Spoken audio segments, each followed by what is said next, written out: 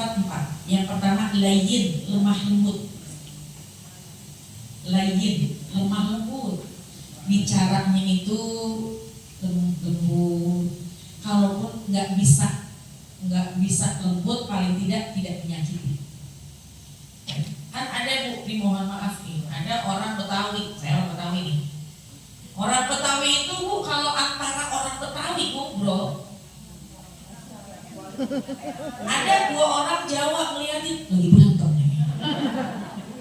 Karena lahjahnya, apa logatnya. Ya, mungkin ada orang yang daerah Batak emang begitu nggak? Emang nggak marah nggak? Saya nggak ngomongin daerah lain, tapi saya Betawi itu kadang-kadang kalau ngomongnya pelan berarti lagi sakit orangnya. Tapi ada juga Betawi yang lembut banyak. Ya mudah-mudahan saya termasuk Betawi yang lembut lah. Ada juga ya. Nah itu bukan sebab, itu nggak bisa dirubah. Kenapa? Karena dari kehidupannya memang dari dasar. Cuma bukan dari sisi itunya, tapi bisa saja. Mohon maaf, ada orang ngomong lembut, cuma ngomongin nyakitin hati, ada nggak? Lembut kan? Nggak pakai kekerasan, nggak pakai tenaga, nggak, tapi nyakitin hati sampai 3 hari 3 malam. Tapi ketika ada seorang yang suaranya kencang, memang bukan soft spoken lagi, memang logatnya, tapi dia emang hawanya gitu ya. Tapi dia gak nyakitin, alhamdulillah, itu yang saya maksud. Jadi jangan kita paksakan kita jadi orang yang soft spoken, jangan, tak sakit meriang badan. Jadilah kita apa adanya, tapi jangan mencaci, jangan memaki. Layyin, lembut dalam bicara. Artinya apa? Lembut itu memilih kata-kata yang baik. Ya, layyin. Kemudian yang kedua adalah hayyin. Hayyin itu lebih kepada punya sifat yang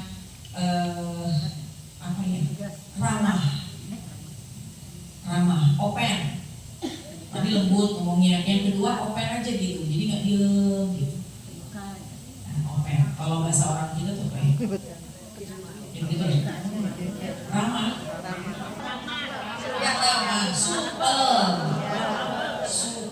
humble. Ya, kenapa? Kita bukan saja kepada jangan sama orang dulu, sama anak dulu. Kenapa, Bang? Kita lihat. Kenapa anak kamu sensitif? Anak kita capek, anak kita punya masalah. Kenapa anak kamu seolah-olah kita membuka pintu lebar-lebar untuk anak bercerita sama kita. Jangan sebaliknya, boro-boro humble, boro-boro supel. Anak mau datang ke emaknya ngelotok dulu matanya. Bagaimana anak kita mau datang sama kita? Ya, jadi kita lebih supel, bisa supel sama orang atau juga supel pada anak dan keluarga kita. Ya, supel. Termasuk sama suami Bu, kalau suami itu biar lembut bicaranya. Tugas. Enggak. Kamu ada yang salah saya. Kadang-kadang kita gitu ya, kalau biar supel juga sama suami itu nanya gitu, jangan diem-dieman. Tapi kadang-kadang mohon maaf sama tukang sayur supel Pak. Iya, soalnya saya mau belanja, duitnya kurang hari ini. Besok baru bisa bayar gitu ya. Nah itu, jadi kemudian yang ketiga yaitu sahlin. Apa sahlin? Dari bahasa Arab mudah, memberikan kemudahan buat mereka, memberikan kemudahan. Jadi memberikan, nggak mempersulit gitu. Kalau bisa mudah, kenapa harus dipersulit? Jadi jangan membebankan anak-anak kita pada keadaan yang tidak sesuai pada kemampuannya. Udah, Allah aja la yukallifullahu nafsan illa wus'aha. Allah nggak akan memberikan ujian makhluk, nggak akan memberikan ujian manusia melampaui dari batas kemampuannya. Lalu kenapa kita sebagai seorang ibu, kenapa kita mau mengorbankan anak-anak kita? Kenapa kita mau mencoba untuk menyakiti anak-anak kita? Justru kita lah yang sangat sensitif. Dia belum mampu, biarlah dia menjalankan tugas sesuai kemampuannya. Ya. Kayak pendidikan Bu, TK, SD, SMP, SMA itu kan ada ujiannya kan, diberikan tugasnya juga nggak akan melampaui dari batas kemampuan dia. Anak TK juga sebenarnya diuji, semua kita tuh diuji, ada tugas, kita semua di muka bumi ini ada tugas. Bahkan anak TK aja ada tugasnya. Apa tugasnya? Ngitungin balon. Tugas dia. Nanti SD tugasnya lebih tinggi lagi, ya. dengan beban yang sesuai kemampuannya, SMP dengan beban kemampuannya, SMA juga dengan beban kemampuannya. Ibu juga ada tugas. Cuma insya Allah di majelis taklim ibu nggak akan dikasih tugas.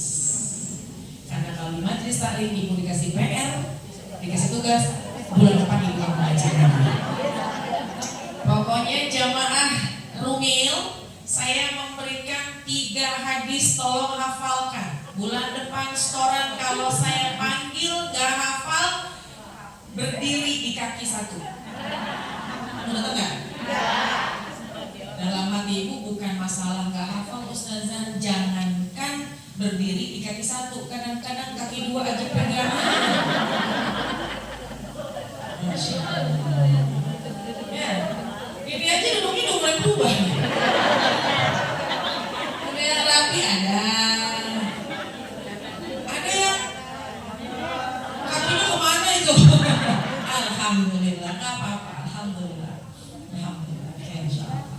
Jadi ya bahwa ketika kita sudah Allah berikan sifat yang lembut, gitu, maka lakukanlah terutama kepada anak-anak kita. Layyin, hayyin, sahlin, permudah anak-anak kita. Jangan beri tugas di luar kemampuannya. Tugas rumah tangga, tugas kerjaan rumah, berikan melatih dia. Tapi jangan di luar dari kemampuannya. Ya.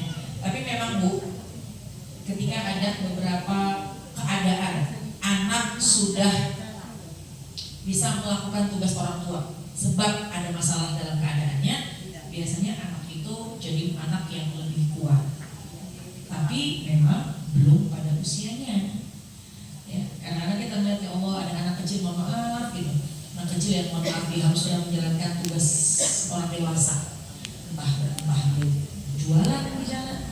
Jualan bukannya hina ibu ya, tapi kenapa? Karena dia harus kan sekolah, harusnya dia mendapatkan kasih sayang. Nah, tapi itu faktor yang lainnya. Tapi kalau melihat kita, alhamdulillah Allah izinkan. Ketika kita punya kesempatan memiliki anak, maka berikanlah yang terbaik buat mereka. Itu yang ketiga. Yang keempat, yaitu udah ya, 4 ya. Pertama hayyin, kedua hayyin, ketiga sahlin, keempat qoribin. Kita harus punya sifat qorib. Apa qorib? Dekat.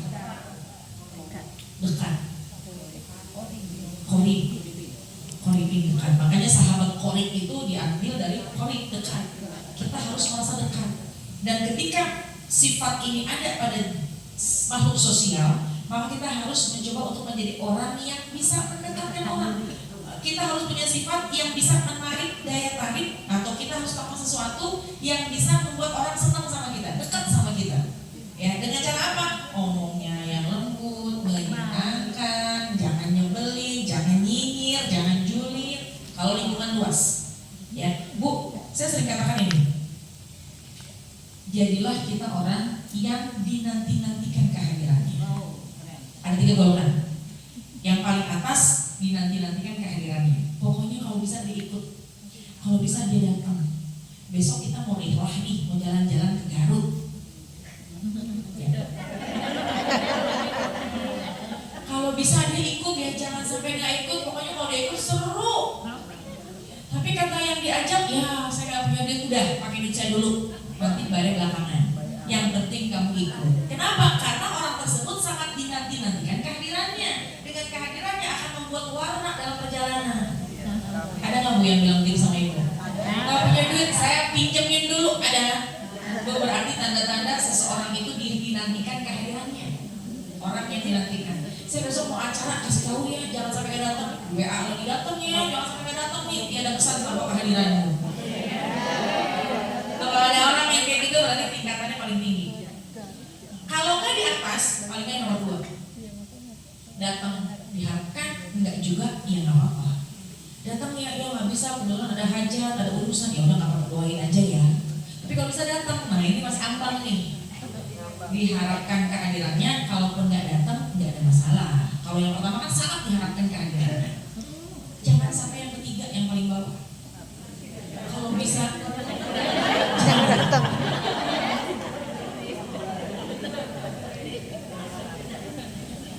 Saya besok mau ini nih. Saya besok kita kan mau rihlah nih besok nih. Gimana ya? Kan kita komunikasi kita kan di grup. Kalau bisa nih si fulan ini jangan ikut. Gimana ya caranya? Kan kita ngobrolnya di grup. Kalau gitu kita bikin grup yang baru. Akhirnya